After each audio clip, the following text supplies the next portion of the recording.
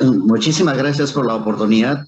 A través de tu medio, quiero saludar primero a las mamás por su día, a todas las mamás del Perú, las mamás que sufren ahí en los arenales, en los cerros, en la costa, en la sierra, en la selva. También en especial a mi madre, que en paz descanse. Hace 7 meses me dejó mi madre, y a mi esposa, a toda la familia, a todas las madres del mundo. Muchísimas gracias por la En oportunidad. la pérdida que tienes en tu familia, nuestra solidaridad contigo y con todos tus seres queridos, Antonio. Pero permítenos, por favor, entrar también en este escenario donde tú conoces perfectamente bien el tema del emprendimiento, el tema de hacer empresa en el Perú y sobre todo en tiempos de pandemia. Y decía una locución introductoria de cómo es que muchos restaurantes han quebrado.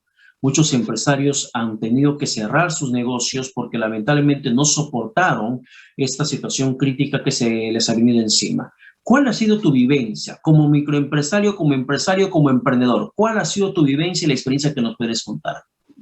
Efectivamente, para nosotros y para todos los peruanos, sobre todo casi el 70% que se encuentran en el Perú informalmente trabajando, entonces ahora ha sido en esta pandemia terrible, ha golpeado duramente en el aspecto económico, psicológico, social y físico, incluso prácticamente a todos los jóvenes, padres de familia, aparte de lo que eran pobres, ahora ya no son pobres, prácticamente han retornado a sus tierras caminando.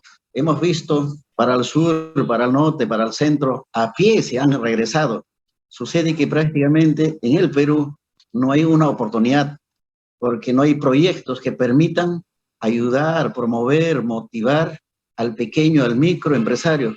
Por eso justamente el 92% de la población habitante es informal, es la pequeña empresa, es la microempresa. Entonces sucede que ahora los gobiernos que pasan, unos y otros, desde el municipio, desde el gobierno regional, desde el ministerio, desde el gobierno nacional, no tienen un programa de gobierno que permita ayudar. Por ejemplo, en Chile, en Singapur, en otros países, el gobierno es el que ayuda, promueve, motiva, orienta a fin de que la persona tenga recursos, y cuando una persona tiene recursos, contribuye, tributa. En el Perú somos al revés.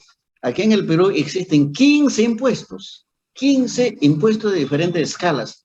Por eso justamente muchos de los pequeños empresarios o microempresarios, los empresarios nuevos, no quieren formalizarse. Prueba de ello, solo 30% de la población del sector empresariado son formales. El 70%, Hernando de Soto ha exhibido técnicamente que el 70% son informales. Y eso ninguno de los gobiernos, ni siquiera ni los candidatos, no están hablando. Entonces, nosotros desde este campo, desde esta óptica, del lugar donde vivimos, lo ejecutamos tarde y mañana y noche. De alguna forma generamos empleo, damos trabajo a la gente. Para eso se nos vienen la municipalidad, las multas, el cierre, el abuso de la SUNAT, etcétera. Entonces, hasta por un anuncio de un letrero tiene que pagar. Efectivamente, los pequeños empresarios, microempresarios que necesitamos formar, no nos hemos negado, siempre estamos contribuyendo con los tributos, con los arbitrios, también con los anuncios, etcétera. De alguna forma, estamos prácticamente luchando. Nosotros no tenemos sueldo, nosotros a través de nuestra imaginación generamos nuestros recursos con los cuales compartimos con nuestros hermanos y a la vez tributamos. Entonces, esto lo que falta en el Perú requiere una promoción, una ayuda de parte del gobierno. Entonces, por eso justamente ahorita ha sido terrible para nosotros, solo con 20%, o sea, de la atención al público. ¿Qué podemos hacer? No podemos Eso, sacar ni siquiera... en el caso tuyo, Antonio, ¿has visto de repente algún amigo o quizá algún familiar que ha puesto en su restaurante antes de la pandemia y que cuando vino esta crisis sanitaria a nivel global, finalmente tuvieron que cerrar las puertas de manera definitiva? ¿Te ha tocado vivir eso, quizá mirando experiencias ajenas, o por tu cabeza pasó a lo largo de todos estos meses de crisis, de pandemia en el país, cerrar tu restaurante? Pues hermano, yo soy abogado, entonces muchos pequeños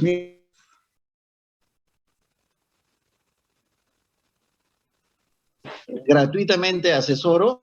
Entonces, hermano periodista, de verdad no solamente nos da ganas de llorar, sino Prácticamente es una desesperación. Todos han cerrado. Unos 5 estarán abiertos. Están luchando de alguna forma. El que les habla también estaba a punto de cerrarlo, porque económicamente no podía soportar. Por ejemplo, la luz, el agua, nosotros pagamos más o menos como 2.000, 3.000 soles mensuales. No nos perdonan. Y los tributos del municipio. Y si no lo tributas, coactivamente de frente ya tu cuentita, tu platita que tienes en el banco, ya prácticamente lo jalaron, ni siquiera uno ya no lo consultan.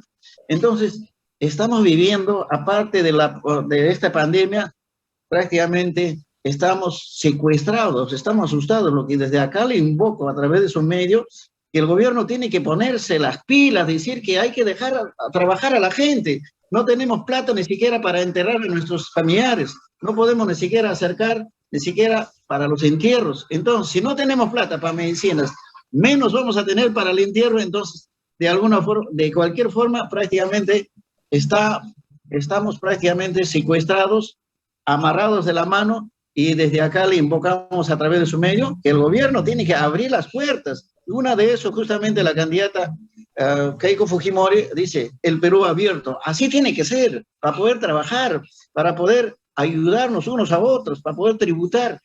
Eso es lo que quería decir. Ahora, por ejemplo, de las actividades económicas, leyendo un poco la información, el día de hoy ustedes tienen permitido trabajar. Hoy es domingo, hoy es Día de la Madre. Me imagino que en años anteriores al 2020, 2019, 2018, tu restaurante, como el de muchos otros restaurantes, tenías a las madres, a las familias enteras haciendo cola, haciendo reservas con tiempo para que puedan justamente agasajar en el Día de la Madre. Pero ahora no. Solamente les están permitiendo, por esta ocasión, hacer delivery. No puede comer la gente fuera de casa, solamente delivery. ¿Cómo les resulta como rubro de restaurantes esas políticas para supuestamente contener el virus? Que curiosamente no te permiten que te vayas al restaurante, pero el gobierno no dice y tampoco hace algo para evitar la aglomeración en los mítines de campaña de los candidatos. Es contradictorio lo que dice el gobierno, los ministros, los alcaldes, prácticamente porque no conocen, porque no viven la realidad, no viven así como nosotros en el campo. Una cosa es dirigir, otra cosa es vivirla.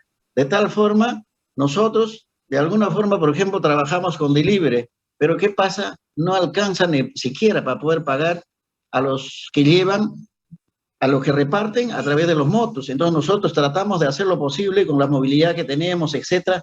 Estoy seguro que todos los hermanos pequeños empresarios de diferentes rubros lo están haciendo. Gamarra, por ejemplo, es uno de ellos. Está que sufre.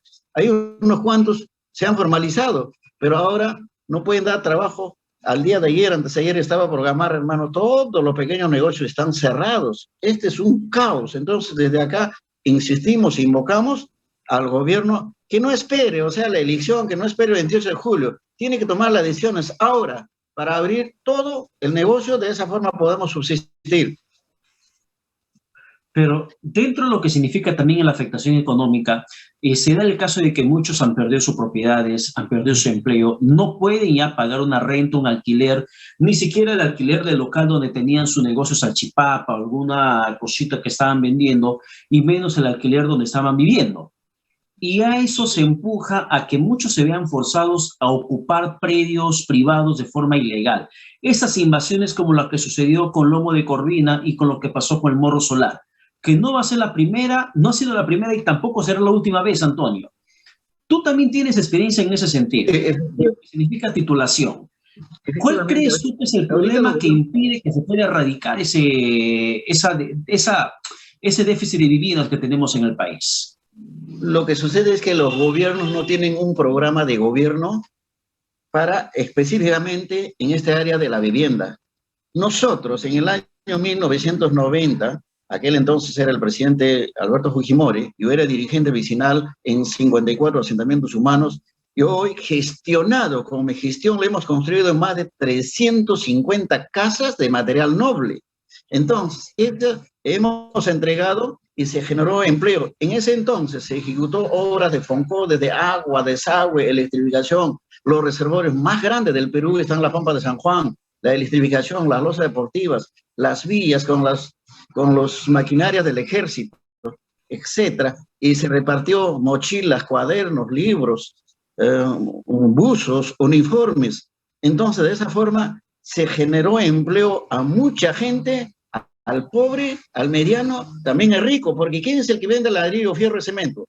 Entonces, de tal forma, la construcción es lo que genera empleo, lo que mueve la economía. Entonces, estos programas, los gobiernos prácticamente lo han dejado de lado. Entonces, desde acá invocamos, le decimos al gobierno, a los gobiernos regionales, que tienen que ejecutarlo, porque ahorita, por ejemplo, los candidatos a la presidencia, ni uno ni otro no lo están haciendo dentro del plan de gobierno, lo que he revisado prácticamente en el programa del profesor Castillo, no lo veo absolutamente nada específico.